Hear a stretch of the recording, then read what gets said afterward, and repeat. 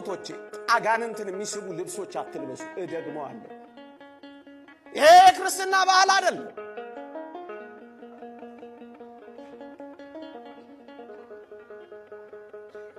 ያማል። አየህ ዓለማውያን ሆነናል የምንለው እኮ ለዚህ ነው።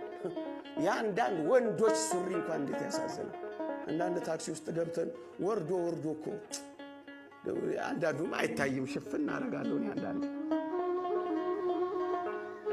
ሆን ብለው እንዲህ የሚወርድ ሱሪ ሆን ብለው እናቴ ኧረ ከፍ አድርገው ይላሉ። ማማ ምን ያርገው? እንዴት ከፍ ያርገው? አንዴ መርጦ ገዝቶት ከፍ ብታረገው የታባቱ ማይሄድ እንዲህ ወርቅ አድርገው ሰርተውት እኮ ነው።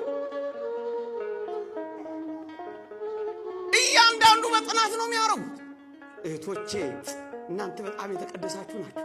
ቀለሚጦስ እስክንድርያ እንደተናገረው ሴቶች በክርስቶስ መዓዛ ሙዕዛት ይሁኑ እንጂ በሽቶችና በቆዳ ቅባቶች አይሁኑ ይላል። ክርስቶስ መዓዛችሁ፣ ክርስቶስ ውበታችሁ፣ ክርስቶስ መዋያችሁ፣ ክርስቶስ ጌጣችሁ፣ ክርስቶስ ሽልማታችሁ፣ ክርስቶስ መታያችሁ፣ ክርስቶስ ሞገሳችሁ እናንተ ሴቶች ሆይ ዓለማውያን እንዳትሆኑ። ንስሐ አባት እንደሚያስፈልግ ብዙዎቻችን እናምናለን። አንዳንዶቻችን ፈቀቅ ብለን ንስሐ እንይዛለን። ንስሐ አባትን ንስሐ ግን አንገባው።